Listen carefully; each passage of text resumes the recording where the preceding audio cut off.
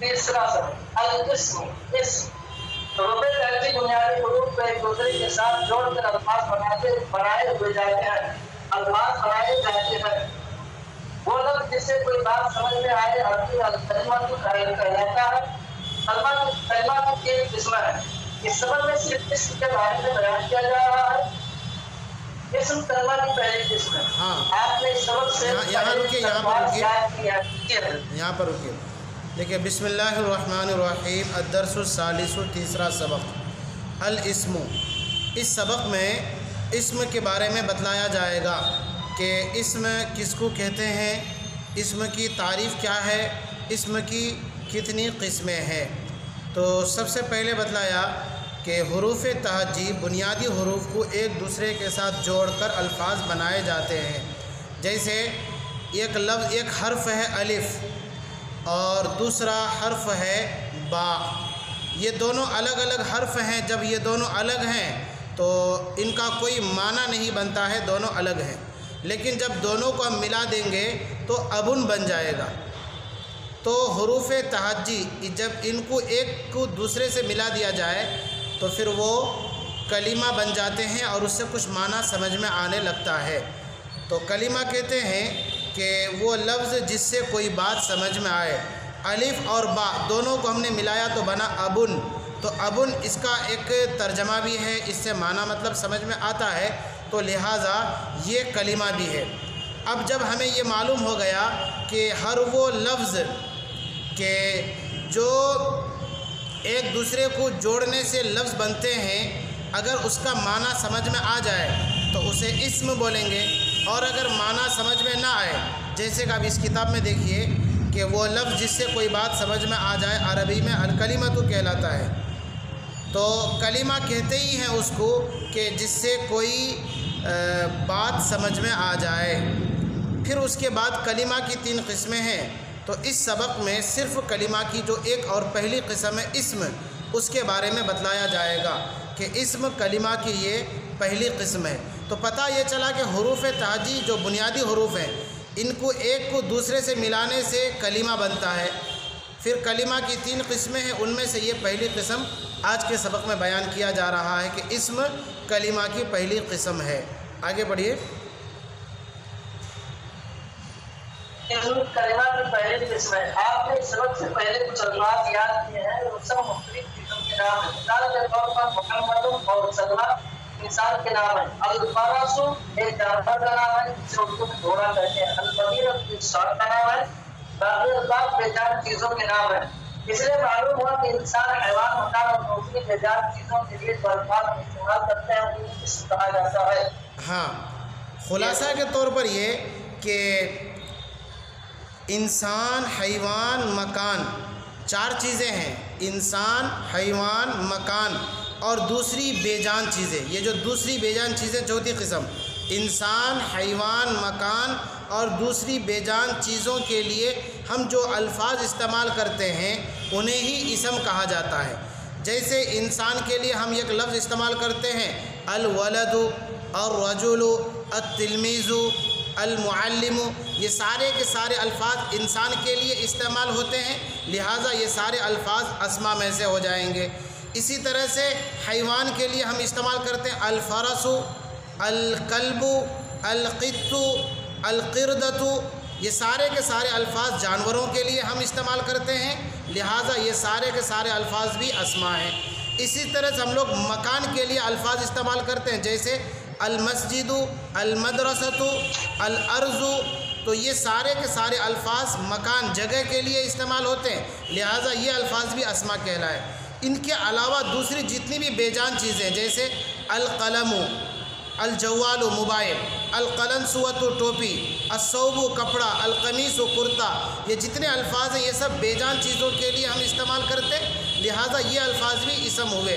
तो खुलासे कलाम ये कि इंसान के लिए हम जो अल्फाज इस्तेमाल करते हैं, हैवान के लिए हम जो अल्फाज इस्तेमाल करते हैं और मकान के लिए हम जो अल्फाज इस्तेमाल करते हैं, इसी तरह से दूसरी जितनी भी बेजान चीज़ें हैं उनके लिए हम जो अल्फाज इस्तेमाल करते हैं उन्हीं अल्फाज को इस्म कहते हैं। अब अगर आपसे पूछा जाए इस्म की तारीफ़ क्या है तो आप यही कहेंगे कि भाई इंसान, हैवान, मकान और दूसरी जितनी भी बेजान चीज़ें हैं उनके लिए हम जो अल्फाज इस्तेमाल करते हैं उन्हीं अल्फाज को अस्मा और इस्म कहते हैं। तो ये इस्म की तारीफ़ आपके सामने बिल्कुल वाज़े हो गई। तो आपको ये बात अच्छी तरह समझ में आ गई इस्म किसे कहते हैं। और इस्म ये कलिमा की पहली किस्म है। कलिमा बनता है ये हुरूफ तहज्जी के 1-2 हरफ मिलाने से वो कलिमा बन जाता है। समझ में आया कि नहीं आया?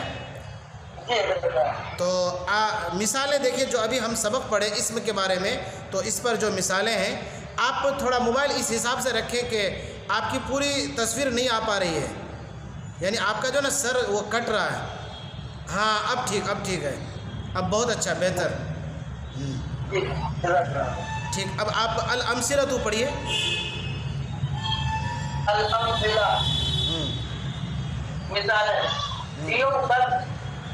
शहर का नाम मक्का है, साजिदुन इंसान, मर्द का नाम, अमीदतुन अमीदा, अल-क़ित्तु बिल्ली, हैवान, अश-शजरु दरख्त, बेजान। हाँ यहाँ पर आप रुकिए। हम जो सबक पढ़े इंसान, हैवान, मकान और दूसरी बेजान चीज़ों के लिए अल्फाज हम इस्तेमाल करेंगे, उन्हें अस्मा कहते हैं। मिसाल में देखिए देवबंद ये एक जगह का नाम है, लिहाजा ये लफ्ज़ भी इसम कहलाएगा।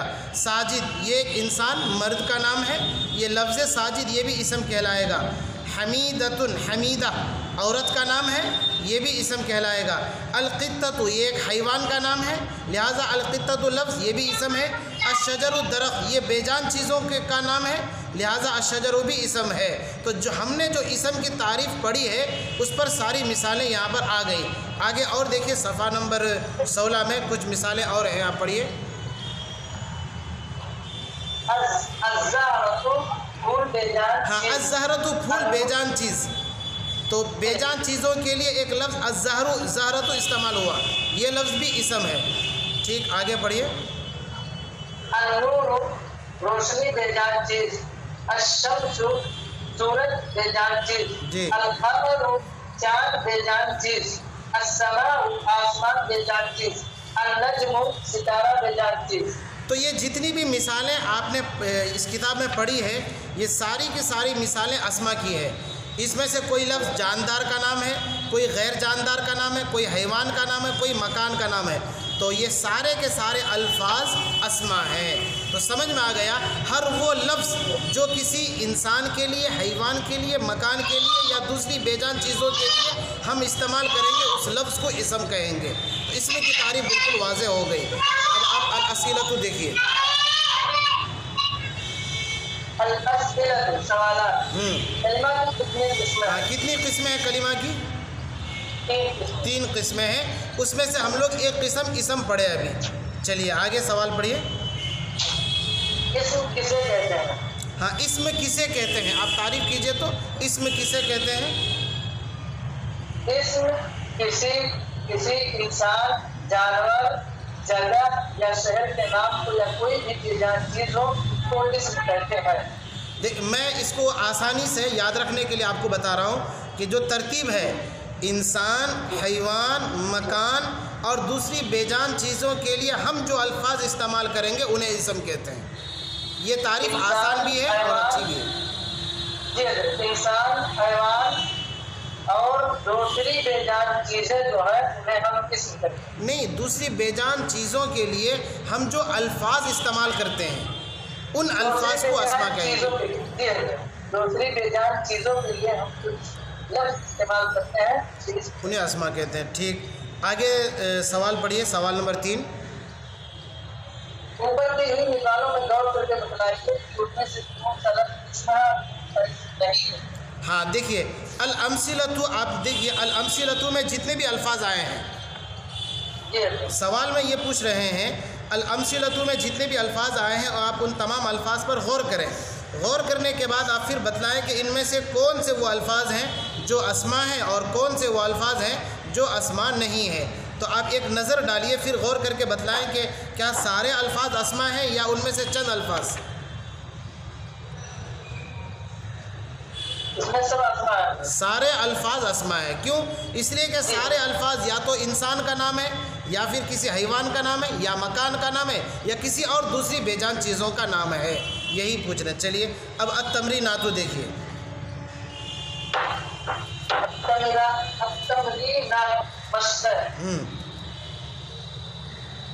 उर्दू में इसकी कम अज़ कम 10 मिसालें तहरीर कीजिए। देखिए पहली तमरीन में के पूछ रहे हैं उर्दू में इसम की कम अज़ कम 10 मिसालें तहरीर कीजिए। आप हमें ऐसे ही बतलाइए कि उर्दू में 10 मिसाल दीजिए जो अस्मा हो। जैसे बोलिए नंबर वार उर्दू में। नहीं, उर्दू में बोलिए आप। जी जी।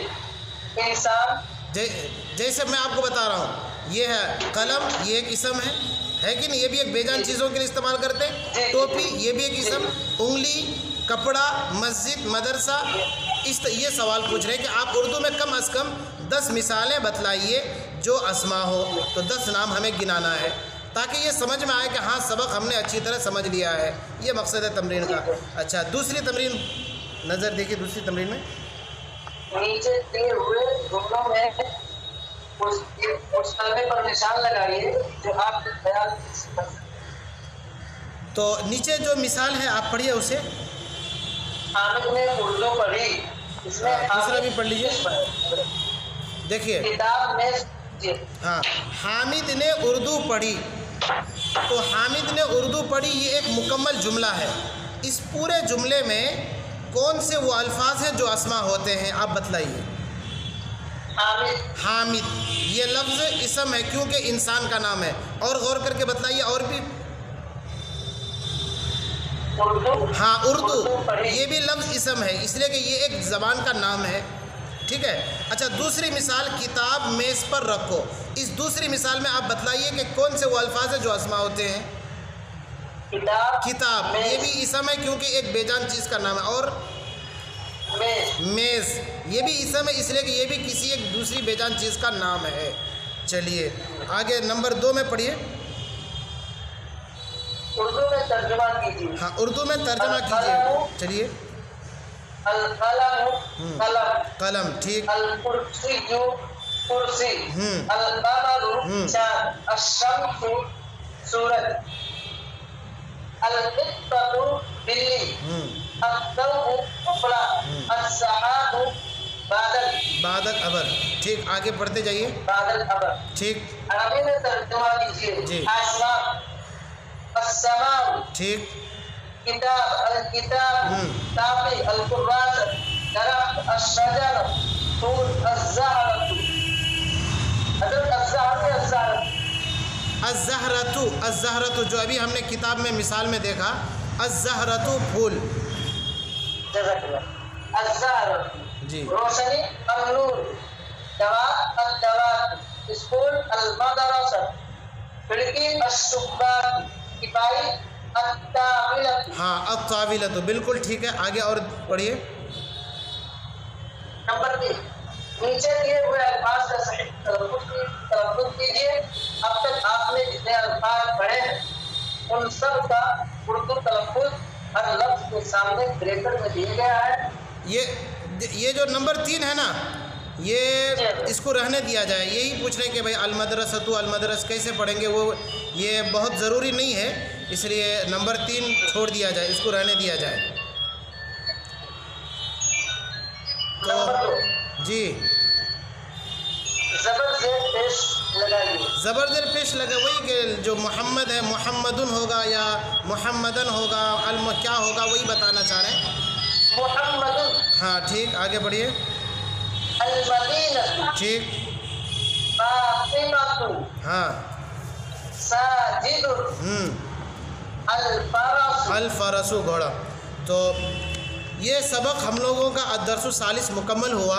इस सबक का ख़ुलासा सिर्फ इतना है कि कलिमा की 3 किस्में हैं और उसमें से इस सबक में सिर्फ एक किस्म इस्म को बयान किया जा रहा है। और इस्म की तारीफ़ में बतलाया इंसान, हैवान, मकान और दूसरी बेजान चीज़ों के लिए हम जो अल्फाज इस्तेमाल करते हैं उन्हें इस्म कहते हैं।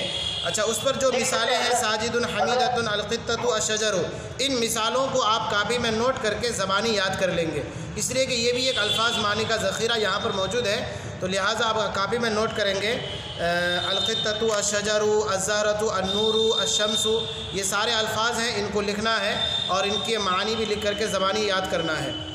ये आज के सबक का खुलासा यही था। आगे आज के सबक के लिए जो नए अल्फाज हैं आप उसको भी एक बार देख लीजिए।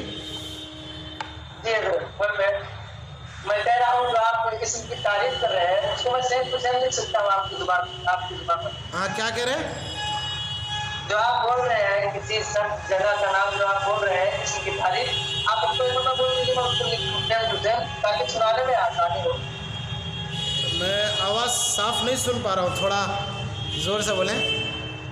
मैं कह रहा हूँ जो आप इसम की तारीफ कर रहे हैं, आवाज़ जा रही है मेरी? हाँ, आवाज़ आ रही, ठीक। मैं कह रहा हूँ जो इसम की तारीफ आप बोल रहे हैं उसको मैं नोटबुक में तहरीर कर लूँ, हाँ, ताकि आप जो कर रहे हैं मैं आपको सेम टू सेम सुना सकूँ। मैं कह रहा हूँ क्या बेहतर रहेगा? हाँ, देखिए, इल्म के लिए जितना आप मेहनत कीजिए और अपने दिमाग को जितना इस्तेमाल करें उतना अच्छा रहेगा। आपके पास वक्त है, मेहनत करते हैं, कीजिए और लिखिए भी, और वो तो सवाल में आ गया। ठीक है हज़रत, इसम की तारीफ बोल दीजिए, मैं लिख लूँ। अच्छा, इसमें की तारीफ? जी जी हज़रत, वही अपनी ज़ुबान में जो कह रहे थे। अच्छा, मैं इसमें की तारीफ बतलाऊँ? जी हज़रत, इसमें की तारीफ सुनाने के। जी हज़रत, फिर से देखिए, इसमें की जो तारीफ़ है फ़नी किताबों में, नहवी किताबों में बहुत क़ुयूदात और शराइत के साथ होती है, लेकिन हमें चूँकि इस किताब के तहत चलना है तो इस किताब में जो आसान तारीफ़ बतलाई गई है वो तारीफ़ मैं बतला रहा हूँ कि इंसान, हैवान, मकान और दूसरी बेजान चीज़ों के लिए हम जो अल्फाज इस्तेमाल करते हैं उन्हें इस्म कहा जाता है।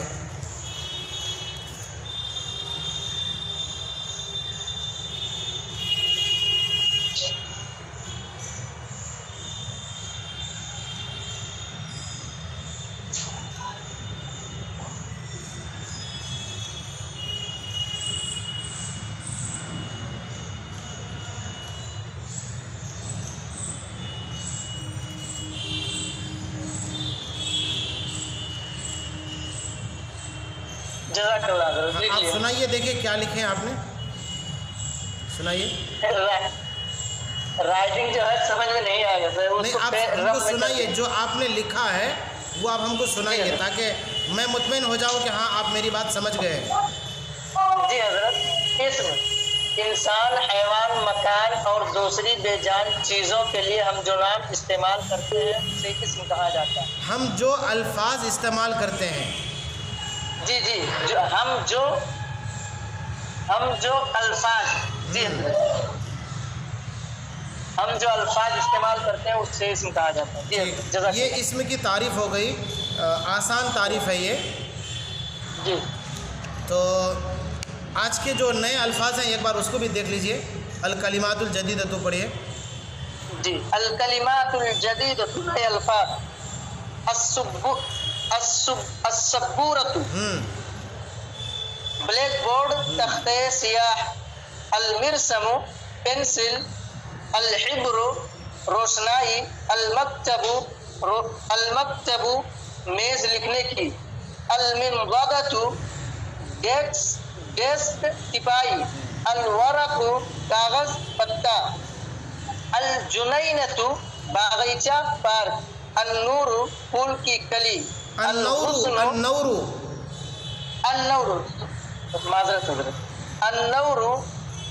फूल की कली, अलगुस्नु शाख टहनी, अलमाउ पानी, अलमतरु बारिश, अलमरीदु बीमार, अस्सदीकु दोस्त, अलगुरफतु कमरा, अज़्ज़ुबाबतु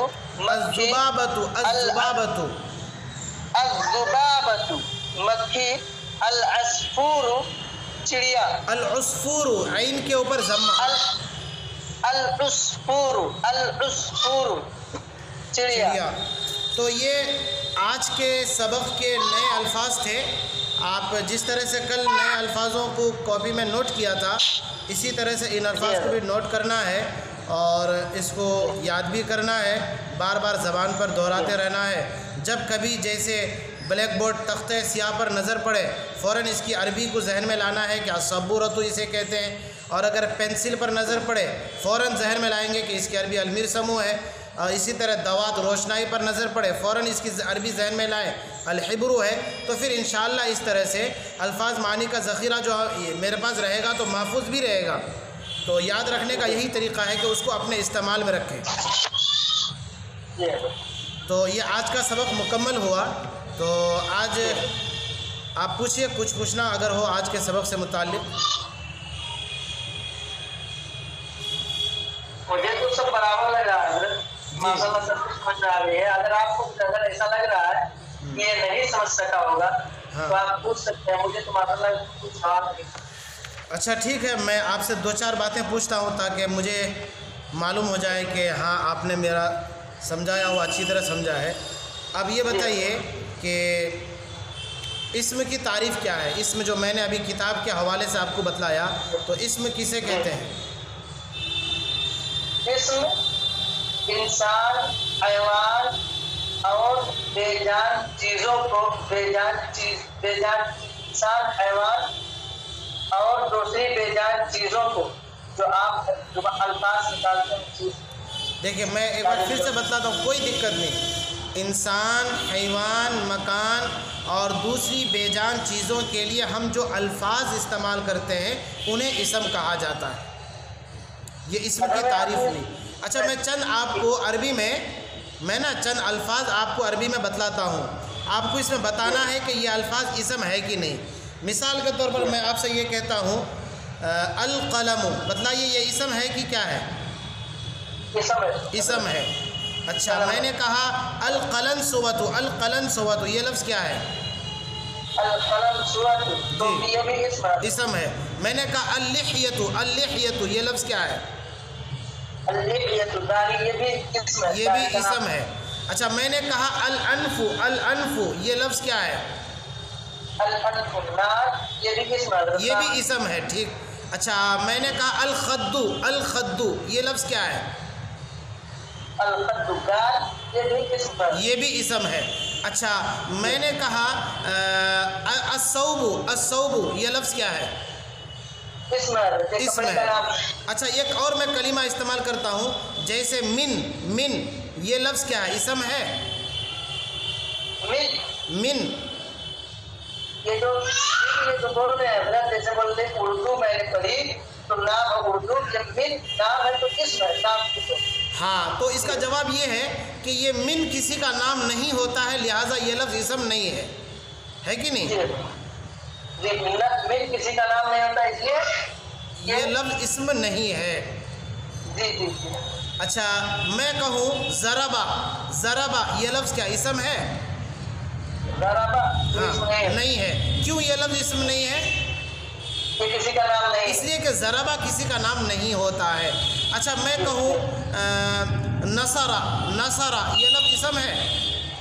ये नाम नहीं है। हाँ ये लफ्ज़ इस्म नहीं है, इसलिए कि ये नसरा किसी का नाम नहीं होता है। अच्छा अगर मैं ये कहूँ अन्नासिरु, अन्नासिरु, अब ये बोलिए। अन्नासिरु, हाँ हाँ ये इस्म है। ये इसमें थोड़ी दूसरी भी बात है कि इसको रहने देते हैं।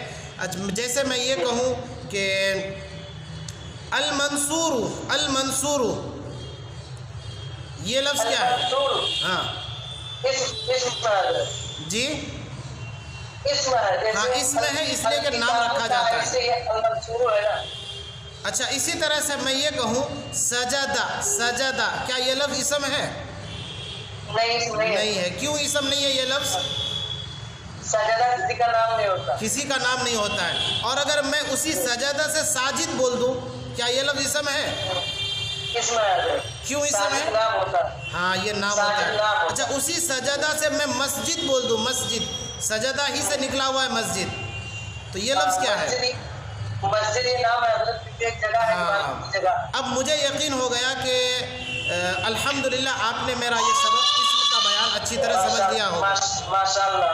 तो ये बात आप अच्छी तरह याद रखें इस किताब के एतबार से कि जो लफ्ज़ हम इंसान के लिए, हैवान के लिए, मकान के लिए और दूसरी बेजान चीज़ों के लिए हम इस्तेमाल करते हैं वो लफ्ज़ इस्म होगा।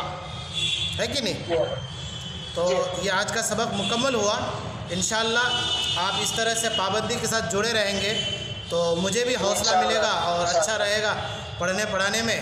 आपको भी इंशाअल्लाह फ़ायदा होगा, उस बहाने से मेरा भी मुताला वसी हो जाएगा इंशाअल्लाह। और कोई बातें आपको? जी आज यही तो रहने दें। हाँ, और ये हम ये कह रहे थे कि आपको इस बीच में जैसे आप पढ़ रहे हैं कुछ पूछना हो तो आप व्हाट्सएप में हमें मैसेज कर दें, मैं आपको वहाँ जवाब दे दूँगा इंशाअल्लाह। जी। और दूसरी बात, मेरे दिल में दहशत हो रही है कि अंदर से कुछ सवाल करो, जैसे इसमें मेरे घर में पंखा चल रहा है, अच्छा, पंखा चल रहा है, फ्रिज है, कूलर है, वॉशिंग मशीन है, इन तमाम चीज़ों का ध्यान आ रहा है कि अगर बोले तमाम की अरबी क्या हो, तो मैं सोचा कि डायरेक्टली इनको देता हूँ, अभी आपको वाला सब याद नहीं है, डायरेक्टली सब ये पूछे, लेकिन तो इसलिए मैं सोच रहा था, इसलिए मैसेज नहीं किया आपके पास कि फ्रिज की क्या आएगी और वॉशिंग मशीन, इसी तरह सिलाई मशीन भी घर में जरूरत पड़ती है, प्लेट, ये सब चीजें तो मैंने सोचा 2-2-3-3 करके हजरत मैं पूछता हूँ, एक साथ तो सब याद करना तो स्वाद हो जाएगा, नसीब भी होगा, तो मैं सोचा एक दिन में 3-4 या 2-3 अल्फाज डालता हूँ, हजरत को आपको अलग से बताएंगे हजरत, तो उसको अलग से सुनाने पर काबिल रहूँगा इंशाअल्लाह। हाँ, मैं आपको ना इस पर एक बात ये पहले भी कल भी कहा था शायद कि जिस चीज़ पर आपकी नज़र पड़े रास्ते में, घर के अंदर मौजूद जो भी अशिया हैं, आप फ़ौरन उसकी अरबी जहन में लाइए। जैसे प्लेट पर नज़र पड़ गई, अब फ़ौरन दिमाग में ये बात लाइए कि इस प्लेट को अरबी में क्या कहते हैं, अस्साहनु कहते हैं, क्या कहते हैं। बर्तन पर आपकी नज़र पड़ी, फ़ौरन दिमाग में लाइए कि इसकी अरबी क्या है। अगर मालूम है, जैसे अलीना वो मालूम है, चलो ठीक, नहीं मालूम है, आप वो जो मैंने कहा था एक छोटी सी डायरी रखिए, उसमें फ़ौरन बर्तन लिख लीजिए, डिक्शनरी है वहाँ देख लीजिए, और आज तो सोशल मीडिया का ज़माना है, मोबाइल में तो डिक्शनरी सब कुछ है, वहाँ से मालूम कर लीजिए, या फिर आप हमसे पूछ लीजिए। तो इससे क्या होगा कि बहुत सारे अल्फाज माने आपको ऐसे ही याद हो जाएंगे। किताब में तो सबक के एतबार से अल्फाज माने हैं, लेकिन आप जो रोज़मर्रा पेश आने वाली जो ज़रूरी चीज़ें हैं, तो वो ये ज़रूरी नहीं कि वो सारे अल्फाज के लिए अरबी आपको किताब से मिल जाए। तो नहीं, जो आप मोबाइल पे देख लीजिए ना, बात मेरे समझ में आ गई। जब जो चीज़ें मैं मोबाइल पे देखता हूँ तो उससे करो, तो जैसे मैं डाल प्लेट की अरबी क्या है, इधर उर्दू लिखा उधर अरबी लिखा, तो उर्दू में प्लेट लिख रहा हूँ, तो प्लेट लिखने के बाद जब उधर डाला प्लेट, तो अरबी में जो भी दिया मुझे तो मालूम नहीं प्लेट की अरबी, तो लेकिन जब उसको वही अरबी जो दिया गूगल ट्रांसलेट, फिर उसको अरबी में डाल के फिर उसको तर्जुमा करो तो उसका माना अलग दे देता है। अच्छा, इसीलिए उस्ताद की जरूरत है, वो उस्ताद बनेगा लेकिन हमको रुसवा कर देगा। ये बात सही है कि उस्ताद के बगैर सही रहनुमाई नहीं हो सकती है। मुताला तो इंसान कुछ भी कर सकता है, लेकिन उस्ताद ही बताएगा कि कौन सी किताब आप के लिए मुफीद है और कौन सा उन्वान आपके लिए मुफीद है, कौन सा फ़न आपके लिए ज़्यादा फ़ायदामंद है। तो उस्ताद तो बहरहाल बहुत बड़ी नेमत है और उस्ताद से बहुत कुछ फ़ायदा होता है जिस शक्ल में। बहुत कुछ फ़ायदा हुआ तो मैं सोचा है। तो ठीक है, आज का सबक यहीं पर हम लोग मुकम्मल करते हैं। जी हज़रत, कह रहे आज का सबक यहीं पर हम लोग मुकम्मल करते हैं। हाँ, तो इसको हम इंशाल्लाह आपको सुनाते हैं हज़रत। आपको जब भी रहनुमाई की ज़रूरत हो तो आप हमें व्हाट्सएप में मैसेज कर दीजिए, फ़ोन कर लीजिए, तो इंशाल्लाह मैं आपकी ज़रूर रहनुमाई करूँगा अपनी मालूमात के मुताबिक, जहाँ तक मैं जानता हूँ जो भी टूटा फूटा, तो इससे मैं आपकी ज़रूर रहनुमाई करूँगा। और आखिर में आपसे एक ये भी इत्तला कर देता हूँ कि मैं ना आपको जो रोज़ाना सबक पढ़ाऊँगा उसको हम इसमें यूट्यूब में डाल देंगे, ताकि फिर आपको मस्जिद अगर इस्तिफ़ादा करना हो तो वहाँ से भी दोबारा आप सुन सकते हैं उसको। ये तो मैं वहाँ भी डाल दूँगा ताकि आप वहाँ से भी इस्तिफ़ादा कर सकें, और आपकी और मेरी मेहनत से दूसरे लोगों को भी इंशाल्लाह फ़ायदा हो जाएगा। तो ये मेरे लिए भी और आपके लिए बड़ी सादतमंदी की बात हो जाएगी इंशाल्लाह। ठीक है, मैं यूट्यूब में भी ना इसको डाल देता हूँ। असल मकसद यही है हज़रत कि ये दुनिया चंद दिन की ज़िंदगी है, इसके बाद का मरहला मुश्किल है। ठीक है हज़रत, फिर इंशाल्लाह कल खाना खाए हज़रत आप? नहीं, अब जाके खाऊंगा। अच्छा, देर हो जाता होगा हज़रत? असल में 1:30 बजे हमारे यहाँ जमात होती है। ये मेरे लिए तकलीफ की बात है कि आप इतनी देर खाना नहीं खाते, खाना खाकर अगर पढ़ाते तो बेहतर मैं समझता। नहीं, खाने के बाद सुस्ती आ जाती है, फिर कैलूला का तकाजा हो जाता है, इसलिए नमाज के बाद सुन्नत पढ़ के कमरे में आते हैं, तब तक 2 बज जाता है, तो फिर आपसे भी मुलाकात करके फिर आपसे दुआ लेकर के फिर खाने में जाएंगे तो इंशाल्लाह मज़ा भी आएगा। हजरत जी, हजरत एक बात आपसे पूछना चाहता हूँ माज़रत के साथ। जी जी हजरत, ये आपका नाम मैंने पूछा, अभी 2 दिन मेरा नाम, उस्ताद का नाम ही ना मालूम हो। नहीं, सही बात। मेरा नाम मोहम्मद मरगूब है। मोहम्मद मरगूब, हाँ मरगूब, रगीबा यरगबु रगबन से, इसमें मफूल फहुवा मरगूबुन। जी हजरत, मुझे मेरे दिल में बहुत वो हुआ, अफसोस हुआ कल से कि मैं पढ़ तो लिया, सीख लिया, लेकिन अगर कोई पूछने कहाँ पढ़ गए हो तो नाम है अपने उस्ताद का नाम, बहुत बड़ी बदनसीबी है कि अपने उस्ताद का नाम अगर न मालूम हो तो उससे क्या फायदा, इससे आप सीख रहे हो। चलिए मैं यहाँ पर ना एक बात आपको और सबक से मुताल्लिक़ बतलाऊँ। जैसे अभी हम लोग पढ़े कि इसम किसे कहते हैं, तो अब मैं एक सवाल करता हूँ यहीं पर कि रगीबा, ये रगीबा क्या है? ये इसम है, फेल है, हर्फ है, क्या है? रगीबा, ये हजरत, ये रगीबा किसी का नाम नहीं होता है, ये इसम है। ये इसम नहीं है, फिर क्या है? वो फेल है, आगे बहस में वो बात आ जाएगी। बहरहाल रगीबा इसम नहीं है, लेकिन उसी रगीबा से रागिबुन, फिर इसमें मफूल मरगूबुन आता है जो कि मेरा नाम है। तो अब ये लफ्ज़ मरगूब इसम है कि नहीं है? ये मरगूब इसम है, इसलिए कि ये इंसान का नाम होता है। बिल्कुल सही। चलिए जाती है, अच्छा हुआ कि इससे भी एक और सबक। ठीक है, चलो दुआ की दरख्वास्त। अस्सलाम वालेकुम।